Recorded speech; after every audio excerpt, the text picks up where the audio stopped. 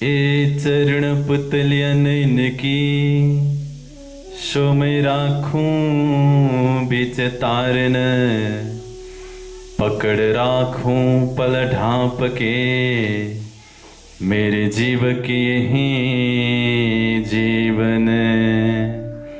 पकड़ राखूं पल ढांप के मेरे जीव की यही जीवन।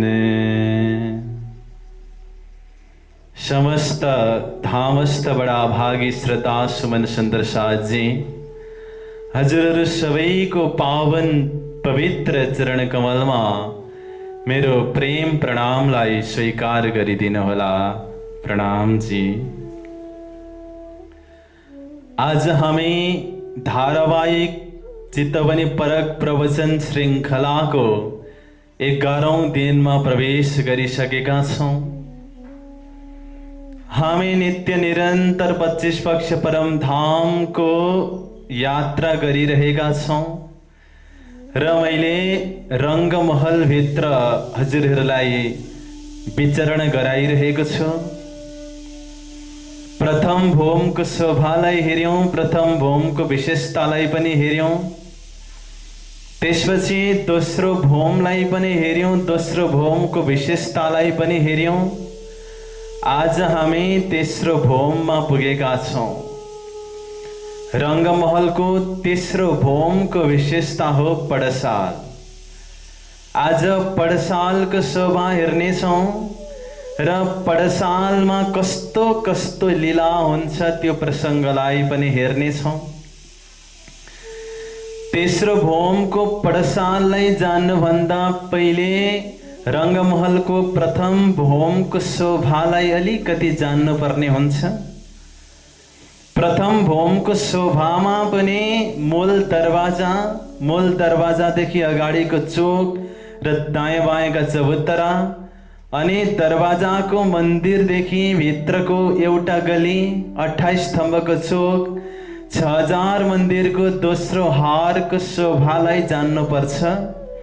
यदि त्यो शोभा हृदयमा अंकित छ भने तेस्रो भोमको विशेषता पडसाललाई सम्झिन सजिलो हुन्छ। अब बिस्तारै वर्णन प्रारम्भ गरौं। दोस्रो भोममै छौं अहिलेसम्म त, किनभने हामी हिजो भुल भुलवनीमा आनन्द गरिरहेका थियौं। दोस्रो भोमको 28 स्तम्भको चोकबाट भित्र प्रथम चौरस हवेलीमा आइपुगेर सिडीको मन्दिर हुँदै हामी सिडीलाई आरोहण गरेर तेस्रो भोममा आऊं। तेस्रो भोमको पनि हामी 28 स्तम्भको चोकको अगाडिको चौरस हवेलीमा आइपुग्यौं। अब फेरि 28 स्तम्भको चोकमा आऊं, अलिकति पूर्वतिर हिँडौं। हामी अहिले तेस्रो भोमको 28 स्तम्भको चोकमा छौं। हामी कहाँ जाँदैछौं? पडसालमा जाँदैछौं। 28 स्तम्भको चोकबाट अगाडि चबुतरा छ। त्यो चबुतराको लम्बाई 4 मन्दिर छ अनि चौडाई 1 मन्दिर छ। चबुतरामा जानको लागि 3 तर्फ सिडी लागेको छ। चौथो तर्फ सिडी लागेको छैन, किनभने चौथो हिस्सा यानी कि पूर्वपट्टिको हिस्सा पनि 3 सिडी अग्लो नै छ। हामी अहिले चबुतराको चर्चा गर्दैछौं। 28 स्तम्भको चोकबाट पूर्वतर्फको एक गलीमा 4 मन्दिर लम्बा र 1 मन्दिर चौडा चबुतरा छ। त्यो चबुतरामा पुगौं। चबुतरादेखि अझै पूर्वपट्टि आउने हो भने देहलान छ। देहलान भनेको त्यहाँ कुनै मन्दिर छैन, त्यहाँ कुनै थम्ब छैन, एउटा विशाल खाली भागलाई देहलान भनिन्छ। यो देहलान मूल दरवाजाको सीधा माथि छ। जहाँ प्रथम भोममा मूल दरवाजा छ, दरवाजाको मन्दिर छ, त्यसको सीधा माथि तेस्रो भोममा देहलान छ। देहलानको लम्बाई 4 मन्दिर छ अनि चौडाई 1 मन्दिर छ। अहिलेसम्म चबुतराको कुरा भयो, देहलानको कुरा भयो। चबुतराको पनि लम्बाइ 4 मन्दिर, चौडाइ 1 मन्दिर छ। देहलानको लम्बाइ 4 मन्दिर छ, चौडाइ 1 मन्दिर छ। चबुतराबाट देहलानमा हामी सिधा जान सकिन्छ, किनकि देहलान पनि तेस्रो भौमको जमिनबाट 3 सिडी अग्लो छ। देहलानको दायाँ र बायाँ 3 मन्दिर पनि 3 सिडी अग्लो छ तेस्रो भौमको जमिनबाट। त्यो 3 मन्दिरमा जानको लागि चाँदा लगाइएको छ। चाँदाबाट हामी मन्दिरमा पुग्न सकिन्छ। यानी कि दरवाजाको हाँसको 10 मन्दिर नै तेस्रो भौमको जमिनबाट 3 सिडी अग्लो छ। तर बीचको 4 मन्दिरको जग्गामा देहलान छ, दायाँ बायाँ मन्दिरको जग्गामा मन्दिर नै छ र यो मन्दिर 3 सिडी अग्लो छ। भित्र जाँदै गर्दाखेरि हाम्रो दायाँपट्टिको पहिलो मन्दिर नीलो रङको छ, तेस्रो मन्दिर पहेँलो रङको छ र बीचको मन्दिर न नीलो छ न पहेँलो छ। यसलाई नीलो पीलो मन्दिर भनिन्छ। दाहिने तरफ दुजाजो मन्दिर आए बैठे ताकि अंदर, नीलो न पीलो रंग ताकि उठतकै तरंग। त्यहाँ नीलो र पहेँलो रङको तरंग उठेको शोभालाई देख्न सकिन्छ। भित्र प्रवेश गर्दै गर्दाखेरि दाहिनेपट्टिको शोभालाई मैले वर्णन गरेँ, बायाँपट्टिको मन्दिरको शोभाको पनि वर्णन हुनेछ। तर जब लीलाको वर्णन हुनेछ त्यति बेला। अहिलेसम्म हामीले चबुतराको शोभालाई हेर्यौं, देहलानको शोभालाई हेर्यौं। अब अझै एउटा शोभालाई देख्न सकिन्छ। अलिकति पूर्वतर्फ अगाडि आउनुपर्छ। प्रथम भौममा मूल दरवाजा भन्दा अगाडि चोक छ। चोक 2 मन्दिर लम्बा चौडा छ र त्यसको दायाँ बायाँ 2टा चबुतरा छ।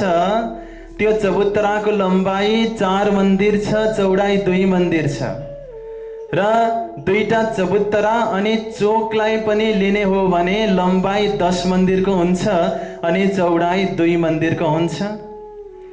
त्यसैको सिधा माथि तेस्रो भौममा देहलान भन्दा बाहिर 10 मन्दिर लम्बा र 2 मन्दिर चौडा झरोखा छ। अब 3वटा शोभालाई त्यहाँ देख्न सकिने भयो। एउटा चबुतरा, अर्को देहलान अनि झरोखा। मैले अघि भनेको थिएँ तेस्रो भौमको विशेषता पडसाल हो। तर पडसाल भन्ने त शब्दै आएन। चबुतरा आयो, देहलान आयो, झरोखा आयो, कहाँ छ पडसाल? अरे पडसाल भनेकै त त्यही हो। 3वटालाई एकै भाषामा भन्नु पर्दाखेरि त्यो पडसाल हो। अनि जहाँ देहलानको मध्य भाग 2 मन्दिरको जग्गा छ, त्यो मूल दरवाजाको सिधा माथिको 2 मन्दिरको जग्गा हो। त्यसबाट सिधा पूर्वतर्फ झरोखाको किनारमा 2वटा थम्ब लागेको छ। थम्बमा मेहराब लागेको छ अनि मेहराबमा एउटा छत्री झुन्ड्याइएको छ। अनि हामी 28 स्तम्भको चोकबाट दक्षिणतर्फ दोस्रो हार 6000 मन्दिरको पहिलो मन्दिरलाई हेर्यौं भने त्यो मन्दिर आसमानी रङको छ। 28 स्तम्भको चोकबाट अब फेरि एकचोटि हेर्दै आउँ। 28 स्तम्भको चोकबाट दक्षिणतर्फ हेर्ने हो भने 6000 मन्दिरको दोस्रो हारको पहिलो मन्दिर आसमानी रङको छ। 28 स्तम्भको चोकबाट सिधा अगाडि चबुतरा 3 सिडी चढेर आइपुगिन्छ। अनि देहलानमा गई छ 1 मन्दिर हिँडेपछि र देहलानलाई पनि पार गरे पछाडि झरोखामा पुग्न सकिन्छ। यसलाई पडसाल भनिएको छ। अब महामती प्रणयजी महाराजले यसलाई कसरी वर्णन गर्नुभएको छ?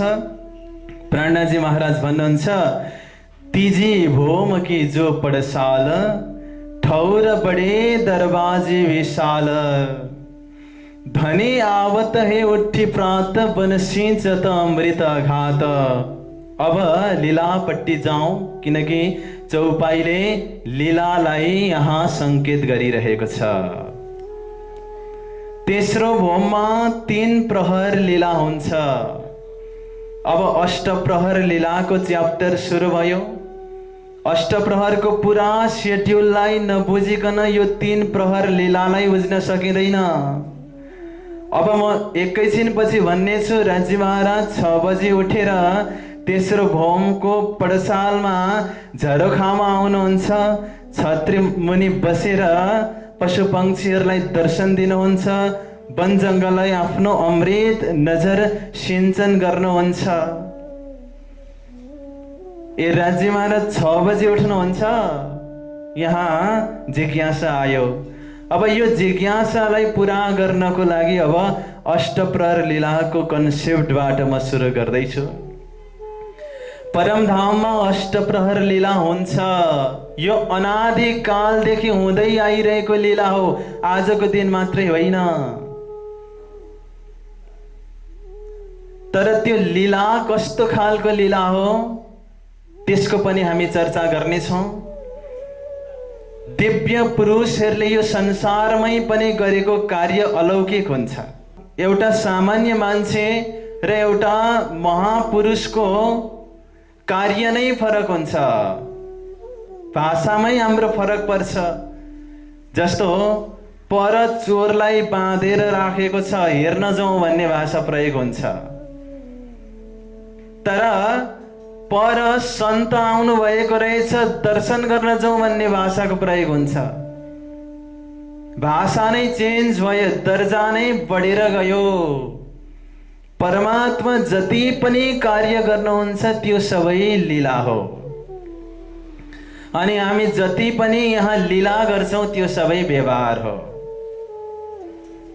र परमात्मा कस्तो खालको लीला गर्नुहुन्छ र त्यो लीला कस्तो हो भन्दा लीला समयको आधारमा चल्ने चीज होइन। लीलाको आधारमा समय चल्छ। भागवतमा पनि श्री कृष्णजीले रास रचाउँदाखेरिको त्यो वन जङ्गलको शोभा, त्यहाँनेरि हरियाली आएको, बसन्त ऋतुलाई पर्खिनु परेन वृन्दावनमा हरियाली आउनको लागि। किनभने बन्सी कहिले बज्यो? शरद निसारे पूर्णमतडी आव्यते आश्वर्य मास, असोज महिनामा बन्सी बजेको पूर्णिमाको दिन। अनि वृन्दावनमा श्री कृष्णजीले लिएर जानुभयो। अनि त्यो वृन्दावनमा पुरै हरियाली छायो। हरियाली त बसन्त ऋतुमा छाउँछ। बसन्त ऋतु भनेको असोज महिना होइन। त्यसकारण परमात्माले जो चाहनुहुन्छ त्यो हुन्छ। त्यसकारण भन्ने गरिन्छ, ऋतु से लीला ना लगी, लीला से ऋतु जान। जब जैसी लीला जहाँ तब तैसी ऋतु परवान। लीलाको आधारमा नै ऋतु हुन्छ, न कि ऋतुको आधारमा लीला। जहाँ जस्तो लीला हुन्छ ऋतु त्यस्तै बनेर सेवामा हाजिर हुन्छ। जस्तो राज्य महाराजलाई फुलै फुलको दृश्यको इच्छा भयो, बसन्त ऋतु आएर सेवा गर्छ। राज्य महाराजलाई पुरा उज्यालो रातको इच्छा भयो, पूर्णिमाको तिथिले आएर सेवा गर्छ। सबै इच्छामा निर्भर हुन्छ। अरे त्यस्तो पनि सम्भव छ? यो कुरालाई बुझ्न धेरै टाढा जानै पर्दैन। यही संसारमै हेरौं, कार्य ब्रह्मले नै समयलाई स्तब्ध गरेको प्रमाण भेट्न सकिन्छ। जयद्रथलाई मार्ने बेलामा सूर्यास्त गराइएको थियो। गोकर्णजीले सूर्यको गति रोकिदिनु भएको थियो। समय स्तब्ध भएका प्रशस्त प्रमाणहरू भेटिन्छ। त्यो कसले गर्यो? कार्य ब्रह्मले गर्यो। संसारमा कार्य ब्रह्मले यति गर्न सक्छ भने पूर्ण ब्रह्म परमात्माले त्यति गर्न सक्नुहुन्न। त्यसकारण सहुर चाहिन्छ। सहुर नभई हृदयमा किमार्थ जहुर हुन सक्दैन। र त्यो सबै राज्य महाराजको हुकुम र इच्छामा निर्भर हुन्छ। परमधामको अष्टप्रहर लीला भन्ने शब्द आयो। अब 8 प्रहरको चर्चा गरौँ।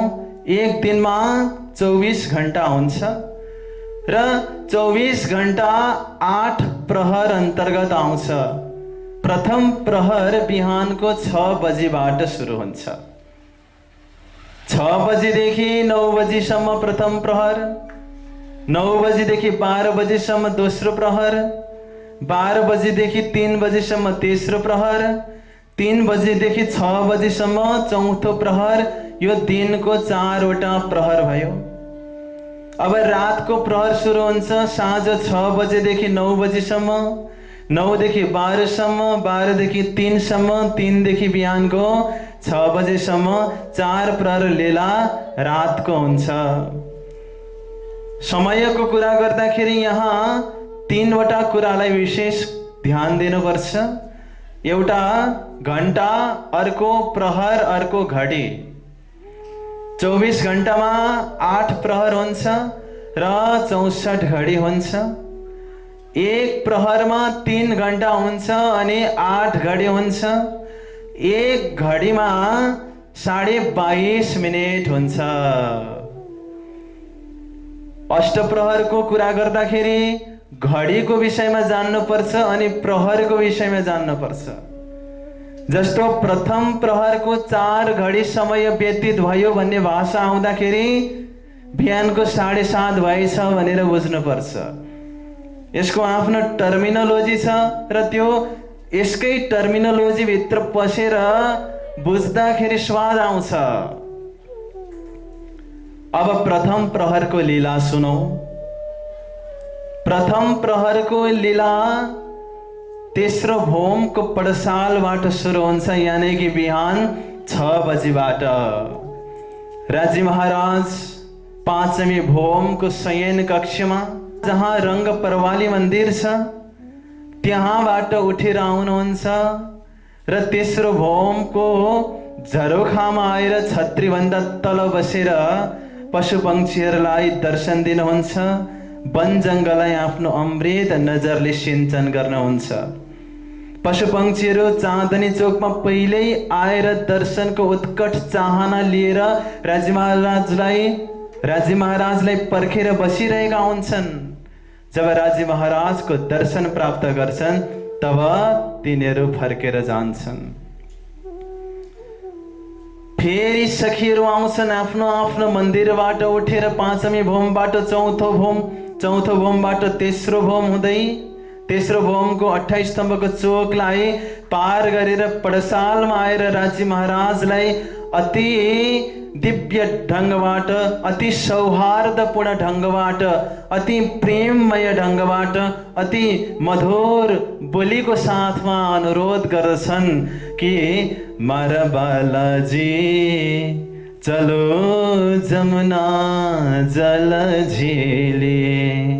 मैले अघि भर्खर भने राज्य महाराज 6 बजे उठेर आउनुहुन्छ। यो कन्सेप्टलाई अलिकति क्लियर गरौँ पहिले अनि लीलातर्फ जाउँ। 6 बजे पछि राज्य महाराज उठ्नु भएको होइन।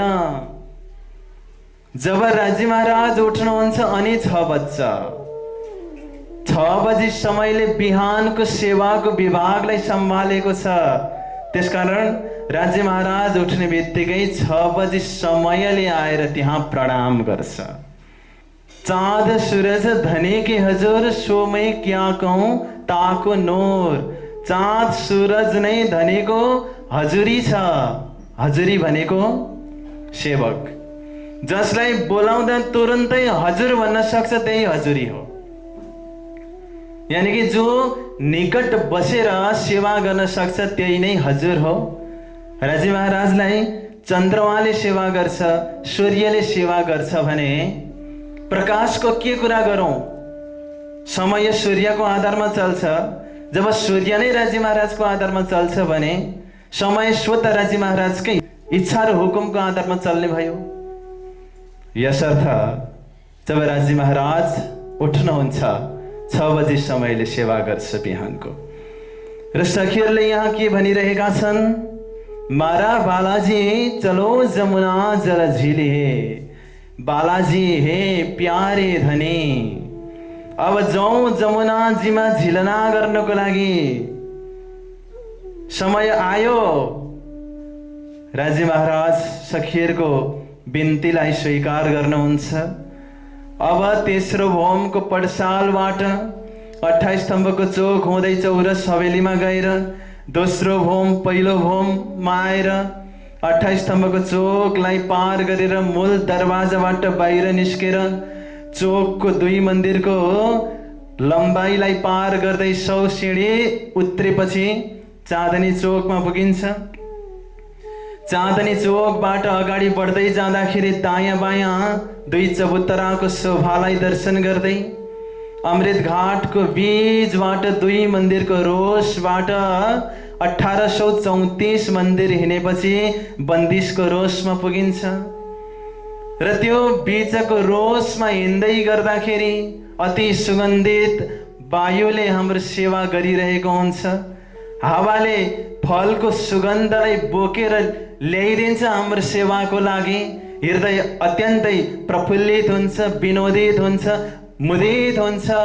प्रसन्न हृदयको साथमा मिठो मिठो गफ गर्दै राजी महाराजलाई कहिले सखीहरूले घेरेर अगाडि बढाउँछन् त राजी महाराज कहिले सखीभन्दा अगाडि कहिले पछाडि यस्तो प्रकारको मन विनोदी हृदय निनादिने लीलाको आनन्दलाई अनुभव गर्दै गर्दै बन्दिसको रोसलाई पनि उल्लङ्घन गरेर पालकी रोस आउँछ।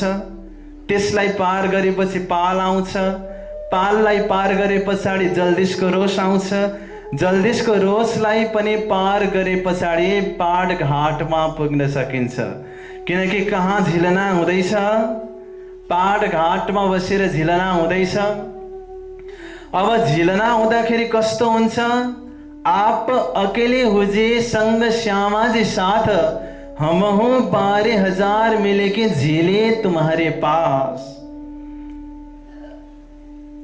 तपाईं एकापट्टि हुनुहोस्, श्यामाजी सुन्दर साथहरूसँग हुनेछिन् अनि परस्परमा हामी झेलनाको लीला गरौं। राजी महाराज एक्लै अनि उतापट्टि 12,000 ब्रह्मात्माहरू। यो त अलिकति नाइन्साफी जस्तो भयो। तर त्यस्तो छैन। राजी महाराज अनन्त अद्वैत स्वरूप धारण गरेर सखीहरूसँग झिलना लीला गर्नुहुन्छ। रासमा बडा सुन्दर प्रसङ्ग आउँछ। जब हामी रास ग्रन्थ पढ्छौँ झिलनाको प्रसङ्गमा बडा सुन्दर प्रसङ्ग आउँछ कि राजी महाराजलाई सखीहरूले पानी छ्यापेर निथुक्कै भिजाइदिन्छन्। जब राजी महाराजको पालो आउँछ भिजाउने सखीहरू किनारतिर भागेर जान्छन्। यस्तो प्रकारको लीला त्यहाँ भेट्न सकिन्छ रासमा। र झिलना गरिसकिसके पछाडि हल्का श्रृङ्गार हुन्छ। हल्का श्रृङ्गार भए पछाडि अब कुञ्ज निकुञ्ज वनमा जाने। कुञ्ज निकुञ्ज वनमा अत्यन्तै बारीकी अत्यन्तै नरम बालुवा छ। त्यहाँनिर दौडिने लीला हुन्छ। र शर्त कस्तो हुन्छ भने एउटा सखीले अर्को सखीलाई भेटाउने। यदि एउटा सखीले अर्को सखीलाई भेटाइन् भने त्यो सखी भगाउनेवाला सखीको हातमा बिकिन्। अब उनको अन्डरमा भयो। यस्तो प्रकारको त्यहाँनिर लीला हुन्छ। कुञ्ज निकुञ्ज वनको लीला पुरा भए पछाडि फेरि फुलबाग नरबागमा बसेर फुलबाग नरबागको शोभालाई हेरेर आनन्दित हुने लीला। त्यस पछाडि रङ्गमहलको उत्तर दिशामा लाल चबुतरा जहाँ बसेर बडोवनका पशु पक्षीहरूको खेल तमासालाई हेर्न सकिन्छ। आज त बडा सुन्दर एउटा दृश्य बनिरहेको छ। त्यहाँ पशु पक्षीले अनौठो तरिकाबाट त्यहाँ लीला गर्छन्, युद्ध गर्छन्। आजको युद्धमा प्रतिस्पर्धी एउटा खरायो र एउटा हात्ती छ। एक खरगोश जवेर का चले रूहों के मनसों, त्यो खरायो हेर्दा मात्रै सानो छ, तर सखीहरूको मनको गतिमा चल्छ त्यो। अब युद्ध भयो, जनावरको युद्ध भइरहेको छ त्यहाँ, तर शर्त लागेको छ सखीहरूको। युद्ध गर्दैछन् पशुपक्षीले, हार जित हुनेवाला छ सखीहरूको। कस्तो अद्वैत सम्बन्ध छ त्यहाँ। जब राज्य महाराजले नोरभरि नजरले एकचोटि खरगोशलाई, खरायोलाई हेरिदिनुहुन्छ, खरायोले हात्तीलाई पछाडिदिन्छ। अब सखीहरूको विजय भयो, एउटा विजय प्राप्त गर्ने सखीहरू भए, अर्को टिम हार्नेवाला भए, तर कोही दुःखी छैन, किनभने परमधाम भनेको त एक दिल्ली छ। एउटा सखी खुसी त अरू सबै सखी खुसी। राज्य महाराजले मुस्कुराहट चेहराको साथमा विजयी सखीहरूलाई वनमाला लगाइदिनुहुन्छ र बधाई दिनुहुन्छ, र सबै मुस्कुराउँछन् र खुसी आदान प्रदान गर्छन्। यो लीला लाल चबुतराको लीला भयो। यसलाई पुरा गरिसके पछाडि फेरि पूर्वपट्टिको मूल दरवाजामा आएर भित्र प्रवेश गरेर रसोईको चोकबाट सिँढी हुँदै दोस्रो बममा जाने, दोस्रो बमबाट तेस्रो बममा जाने, 28 स्तम्भको चोक हुँदै हुँदै फेरि पडसाल तर्फ जाने सिलसिला हुन्छ। र जब 28 स्तम्भको चोकबाट चबुतरामा पुगिन्छ, त्यो चबुतरालाई पार गरिसके पछाडि जहाँ देहलान आउँछ, त्यहाँ श्री राज्य महाराजको श्रृंगार हुन्छ। किनभने अघि नै झिलना गरेको छौं हामीले पाठघाटमा, अलिक राम्रो खालको श्रृंगार गरेकै छैन। अब श्रृंगार गर्ने समय आयो। देहलानमा राज्य महाराजको श्रृंगार हुन्छ। 4 जना सखी बसेर राज्य महाराजलाई सजाउँछन्। अब श्यामाजीको श्रृंगार कहाँ हुन्छ? मुख्य त यहाँ श्यामाजीको श्रृंगार हो। किनभने संसारमा पनि दिदीबहिनी नारीहरूको श्रृंगारमा ज्यादा समय लाग्छ। ठाकुरानीजीको लागि विशेष श्रृंगारको कक्ष बनाइएको छ। कहाँ? 28 स्तम्भको चोकबाट दक्षिण तर्फको पहिलो मन्दिर जो आसमानी रङको छ, त्यो त्यहाँ 4 जना सखी बसेर ठाकुरानीजीलाई सजाउँछन्। अनि जहाँ पहिलो हार 6000 मन्दिर छ, दोस्रो हार 6000 मन्दिर छ, त्यो सेज्या तथा श्रृंगारको मन्दिर हो। त्यहाँ 12000 सखीहरू बसेर श्रृंगार गर्छन् र एकले अर्कोलाई सजाउँछन्। र मनमा यस्तो भाव हुन्छ, म जुन सखीलाई सजाउँदैछु त्यो सखी सबैभन्दा राम्री देखिउन्, सबैभन्दा सुन्दर हुन्, यस्तो भाव हुन्छ। र परस्परमा श्रृंगार गरे पछाडि मन पनि अलिकति विनोदी हुन्छ। श्रृंगार गरे पछाडि हृदयमा पनि श्रृंगार आउँछ। सामान्य बस्दाखेरि र श्रृंगार गर्दाको भावना नै बेग्लै हुन्छ। श्रृंगार गरेपछि अब त्यो श्रृंगार कसैले हेरिदिए हुन्थ्यो जस्तो भन्ने भावना पनि आउँछ। राज्य महाराजको अलरेडी श्रृंगार भइसकेको छ। श्यामाजी अत्यन्तै सुन्दर देखिनु भएको छ। सखीहरू पनि उस्तै, किनकि श्यामाजी नै अङ्ग हो सुन्दर साथ, केही फरक छैन। साडीको रङ मात्रै फरक छ, अरू केही छैन। अब श्यामाजी समस्त सखीहरूलाई लिएर 28 स्तम्भको चोकबाट झरोखा तर्फ जान्छन्। त्यो शोभालाई प्रणजी महाराजले बडा सुन्दर ढङ्गबाट वर्णन गर्नुभएको छ। अर्श मिलावाले चली अपने संग शुभान, किया चाहिया सब दिल का आगो आए लिए मेहरबान। शुभान यानी कि श्यामाजी सखीहरूको झुण्डलाई लिएर जानुहुन्छ। कहाँ पुग्नु भएको छ? 28 स्तम्भको चोकमै हुनुहुन्छ। र हृदयमा यस्तो भावना आउँछ कि राज्य महाराजले अलिकति हात पक्रेर खिचिदिए हुन्थ्यो। राज्य महाराजले त्यो भावनालाई बुझेर एक सिँढी तलतिर आउनुहुन्छ र श्यामाजीको हात पक्रेर माथि तान्नुहुन्छ र सबै सखीहरूलाई माथि चबुतरामा लिएर जानुहुन्छ।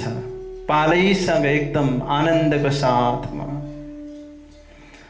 अब चबुतरामा बालभोगको लीला हुन्छ। बालभोग भनेको नास्ता जस्तै हो। बालभोग तयार भइसके पछाडि जब ग्रहण गर्ने लीला पुरा हुन्छ, पहिलो प्रहरको 4 घडी समय पुरा हुन्छ। यानि कि बिहानको कति बज्यो? 7:30 बज्यो। अब 5 जुत्था सखीहरू सेवामा जान्छन्। परमधाममा 40 जुत्था सखीहरू छन्। 12,000 सखीहरू 40 जुत्था यानि कि 40 ग्रुपमा छन्। एक ग्रुपमा 300 सखी छन्। त 40 ग्रुपको 300 गुणा 40 गरेपछि 12,000 हुन्छ। 40 जुत्था सखी मध्ये 35 जुत्था सखीहरू तेस्रो भोममै लीला गर्नको लागि बस्छन्। 5 जुत्था सखीहरू सेवामा जान्छन्। तेस्रो भोमको पडसालमा बिहान 7:30 बजेदेखि 9 बजेसम्म निरत लीला चल्छ। प्रत्येक दिन निरतको आफ्नो आफ्नो पालो छ। आज नवरङ्ग बाईको निरत गर्ने पाली छ। आज भनेको जुन दिन हामी खेलमा आयौं त्यही दिन। यो आज कहिल्यै भोलि हुँदैन, किनकि हामी आजै आयौं आजै जाँदैछौँ, सोही घडी र सोही पलको कन्सेप्टको आधारमा। अब निरतको अलिकति तयारी गर्नु पर्यो, तबसम्म केही प्रतीक्षा गर्नुपर्छ। त्यो समय राज्य महाराज दाहिने तर्फको दोस्रो मन्दिर नीलो पिलो रङ्गको छ, त्यहाँ गएर आराम गर्नुहुन्छ। वाद्य यन्त्रहरू मिलाउने सखीहरू आफ्नो सेवामा संलग्न छन्। कोही सखीहरू राग गाउने सखीहरू आफ्नो सेवामा आफ्नो आफ्नो सामान्य इन्स्ट्रुमेन्टको साथमा तयारी अवस्थामा छन्। निरत गर्ने सखीहरू आफ्नो तयारीमा जुटेका छन्। जब तयारी पुरा हुन्छ, राज्य महाराज दक्षिण दिशामा उत्तराभिमुख सिंहासन छ, त्यहाँनेरि आसीन हुनुहुन्छ र निरत लीलाको आनन्द लिनुहुन्छ। यो निरत लीला 4 घडीसम्म चल्छ। आज नवरङ्ग बाईको पाली छ, यानि कि 9 बजेसम्म चल्छ। यहाँ निरत हुँदै गरोस्। अब 5 जुत्था सखीहरू अघि मैले सेवामा जान्छन् भन्ने प्रसङ्गलाई जोडेको थिएँ। त 5 जुत्था सखीहरू कस्तो कस्तो सेवाको विभाग सम्हाल्दैछन् त्यसलाई हेरौँ। परमधाममा पनि सेवा गर्नुपर्छ, यो प्रश्न पनि आउन सक्छ। ए सब इच्छासु मगावे पर सकिएनको सेवा भावे। सेवा गर्नु पर्दैन, तर सखीहरूलाई सेवा गर्न राम्रो लाग्छ। कति सुन्दर भाव छ। सेवा गर्न जरुरत छैन, तर सेवा गरेको मन पर्छ। त्यस कारणले गर्दाखेरि जब सखीले आफै गएर साग ल्याएर पकाएर राज्य महाराजलाई खान दिन्छन्, त्यो आनन्दको कुनै चर्चा छैन, त्यो आनन्दको कुनै व्याख्या छैन। अर्काले बनाइदिएको पस्केर त जसले पनि दिन सक्छ, तर आफै बनाएर पस्केर दिनुको एउटा आनन्द पनि छुट्टै हुन्छ। त्यो लाभ लिनको लागि सखीहरू सेवाको विभागलाई उठाउँदैछन्। यहाँ ए सब इच्छासो मगावे पर सखियनको सेवा भावे। एक जुत्था सखीहरू रसोईको लागि प्रथम भोमको रसोईको चोकमा जान्छन्, किनभने प्रथम भोममा रसोईको चोक छ। अब बाँकी रहे 4 जुत्था सखीहरू। 4 जुत्था सखी मध्ये 1 जुत्थाका सखीहरू 7 घाटमा जान्छन् फल लिनको लागि। 1 जुत्था सखीहरू फुलबागमा जान्छन् फुल लिनको लागि। 1 जुत्था सखीहरू अन्नवनमा जान्छन् अन्न लिनको लागि र 1 जुत्था सखीहरू वनमा जान्छन् पानको बिडाको सामग्रीहरू तयार गर्नको लागि। 5 जुत्था सखीहरूको आफ्नो आफ्नो सेवालाई हामीले हेर्यौं। 9 बजीसम्म त तेस्रो भौममा नवरङ्ग बाईको निरतको लीला चलिरहन्छ। जब 4 घडी समय व्यतीत हुन्छ, 7:30 बजे पछाडि, त्यति बेला वनमा गएका सखीहरू पनि फर्केर आउँछन्। यानि कि 9 बजे 4 जुत्थ सखीहरू तेस्रो भौमको पडसालमा फर्केर आउँछन् र निरत लीला पनि पुरा हुन्छ। अब पहिलो प्रहर पनि पुरा भयो। अब दोस्रो प्रहर सुरु हुन्छ। दिनको दोस्रो प्रहर राज्य महाराज उत्तराभिमुख सिंहासनमा आसीन नै हुनुहुन्छ। निरत लीला सकिसकेपछि पनि श्यामाजी राज्य महाराजको मिठो मिठो कुरामा ध्यान दिएर बस्नु भएको छ, सुनेर आनन्दित हुनुहुन्छ। अनि सखीहरू पनि कहिले राज्य महाराजको कुरा सुनेर आनन्दित हुन्छन्, त कहिले आफ्नो आफ्नो टिम बनाएर परस्परमा बातचित गर्ने लीला सुरु हुन्छ। 4 जुत्त सखीहरू आफ्नो आफ्नो सेवाबाट जब आए, उनीहरू उत्तर दिशामा बसेर दिवालको अगाडि पानको बिडा तयार गर्न सुरु गर्छन्। जसको पालो छ उसैले गर्छ। 4 जुत्थ सखीहरू आफ्नो सेवा गर्न थाले। कहाँ? दिवालको अगाडि बसेर पानको बिडा तयार गर्दै, परस्परमा मिठो मिठो कुराहरू गर्दै, पानभन्दा मिठो कुरा गर्दै त्यहाँ समय व्यतीत गर्छन्। र जब 4 घडी समय व्यतीत हुन्छ, यानि कि 10:30 हुन्छ, पानको बिडा तयार भइसक्छ र त्यसलाई किस्तीमा सजाएर अति सुन्दर ढङ्गबाट निलो पिलो मन्दिरमा लगेर सजाएर राख्छन्।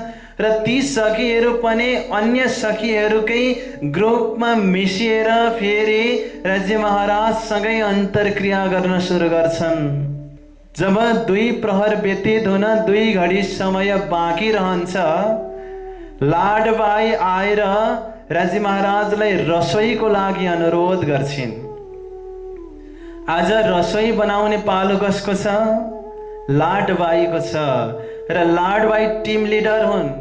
लीडरले आएर राज्य महाराजलाई सोध्छिन्, श्री धनीजी की आज्ञा पाऊं तो या समय रसोई ले आऊं?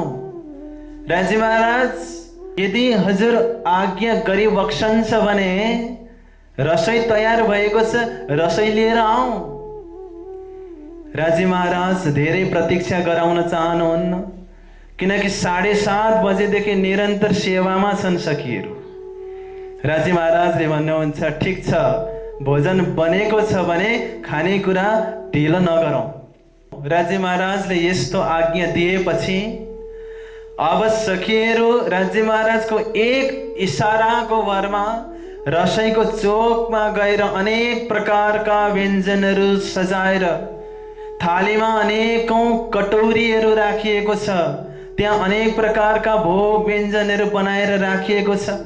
अरे 300 जनाले बनाएको सुन्दर साथजी, 300 जनाले बनाएको, त्यो पनि परमधामको सखीले बनाएको, जहाँ इच्छा मात्रबाट सम्पूर्ण कार्य हुन्छ। कस्तो परिकारहरू बनेको छ होला। त्यो परिकारलाई अब लिएर सखीहरू तेस्रो भौमतर्फ दौडिन्छन् र दौडिएर सेवा गर्छन्। सखीहरूको चालको, सखीहरूको मस्तीको, सखीहरूको गतिको कुनै व्याख्या छैन। यस्तो अनोखा छ कि एकले चली साक कटोरी, तापे छिनले चली दूसरी, तीन झोटीले चली तीसरी, चौथी वापै तेले दौडी। एउटा सखी कटौरी बोकेर दौडिँदै हुन्छन्, बिचैमा अर्को सखीले आएर खोसेर आफू दौडेर जान थाल्छिन्। तेस्रो सखी आएर फेरि दोस्रोबाट खोसेर लान्छन्, अनि अझै चौथो सखी आउँछन् र खोसेर राज्य महाराजलाई दिने बेलामा चौथो सखी आइपुगेर दिन्छन्। तर राज्य महाराजले रसोईमा कसले रसोई बनाइरहेको छ त्यो समेत हेर्नु भएको हुन्छ। जसले त्यो उसैले बनाएको भन्ने भाव छैन। यहाँ सुरुदेखि अन्तिमसम्म कसले सेवा गर्दैछ त्यो सबै थाहा छ। अनि यो पनि हो कि परमधाम त एक दिल्ली हो, जसले दे पनि त्यसको कुनै अर्थ रहेन, त्यो एउटा भावको कुरा हो। राजी महाराजले त्यो व्यञ्जन खानुभएको होइन, राजी महाराजले त्यो परिकार खानुभएको होइन, राजी महाराजले त सखीहरूको प्रेमलाई चाख्नु भएको हो, सखीहरूको समर्पणलाई चाख्नु भएको हो, सखीहरूको भावको स्वाद लिनु भएको हो। किनभने नजिकै चौपाईले भन्छ, जो कदी छिन लेत है जिनपे पर रोशन काउ किनपे। अर्को सखीले खोसेर लगिन् भनेर रिस उठ्दैन, अझै उमङ्ग बढेर जान्छ। अनि खाली हात भएको सखीले के गर्ने, रिसाएर बसिरहने त्यहाँ होइन। यता थी जो फिर कर गैया तिन और कटोरी ले आइया। एउटा कटोरी खाली भयो, हात खाली भयो त अरू कति कटोरीहरू छन् किचनमा, त्यहाँ गएर अझै बढी कटोरी लिएर आएर सेवामा दिन्छन्, यो पनि लैजाऊ, यो पनि लैजाऊ भनेर। यस्तो प्रकारको त्यो प्रेमको आदान प्रदान हो। राजी महाराजले भोजन ग्रहण गरिसकेपछि राजी महाराजलाई सिंहासनमा आसन ग्रहण गराइन्छ। र अलिकति मैले प्रसङ्ग भने, भोजन ग्रहण गर्नुभन्दा अगाडि जहाँ उत्तराभिमुख सिंहासनमा राजी महाराज बस्नुभएको हुन्छ, अगाडि चाक्ला बिछाइएको हुन्छ, चाक्लामा राजी महाराज बस्नुहुन्छ र राजी महाराजले श्रृङ्गार बदलेर बस्नुहुन्छ। बिहान जो श्रृङ्गार गरिएको थियो त्यो श्रृङ्गार बदल्नुहुन्छ र चाक्लाभन्दा अगाडि नोरमय चौकीहरू राखेको हुन्छ र चौकीमाथि भोग व्यञ्जनहरू सजाइएको हुन्छ। यस प्रकारले राजी महाराजले भोजन ग्रहण गरिसक्नुभयो। अन्तिममा लाडबाई दुधको गिलास बोकेर आउनुहुन्छ र लाडबाईको सेवालाई ग्रहण गरिसके पछाडि राजी महाराजको भोजन लीला पुरा हुन्छ। अब राजी महाराजले सखीहरूलाई आज्ञा गर्नुहुन्छ। सखीहरू आज्ञा पाए पछाडि रसोईको चोकमा गएर रसोई ग्रहण गर्दछन् र रसोई पुरा भए पछाडि जब तेस्रो भौममा फर्केर आउँछन् अनि फर्केर आएपछि रसोई गरे पछाडि के गर्ने, रसोई गरे पछाडि पान खाने इच्छा हुन्छ। पान अघि बनेर राखिसकिएको छ किस्तीमा सजाएर, अति सुन्दर पानका बिडाहरू राजी महाराजले सखीहरूलाई दिनुहुन्छ, आफू पनि लिनुहुन्छ। र यो क्रम सकिए पछाडि अब राजी महाराजको विश्राम गर्ने समय आयो, शयन गर्ने समय आयो। अहिले दिउँसोको 12 बज्यो। श्रृंगार करे तेहलान में आरोग्य और मंदिर। श्रृंगार गरे पछाडि भोजन लीला पुरा गरिसके पछाडि शयन लीला चल्छ, तर राजी महाराज मात्रै शयन गर्नुहुन्छ। राजी महाराज तेस्रो भौमको निलो पिलो मन्दिरमा शयन गर्नुहुन्छ 12 बजेदेखि 3 बजेसम्म। र अन्य लीला प्रसङ्गहरूमा कसले के गर्छ र कस्तो प्रकारको लीला हुँदै जान्छ त्यो हामी अघिल्लो प्रसङ्गमा चर्चा गर्नेछौँ। आज राजी महाराजलाई तेस्रो भौमको निलो पिलो मन्दिरमा शयन गराउँ। सेवामा ठकुरानीजी बस्नु भएको छ र सखीहरू आफ्नो आफ्नो टिम लिएर वनमा खेल्नको लागि गएका छन्। सखीहरूलाई वनमा खेल्न दिउँ आज र भोलि अगाडिका लीलाका प्रसङ्गहरूलाई हेरौँ भन्दै आजको प्रसङ्गलाई म यही विराम दिन गइरहेको छु।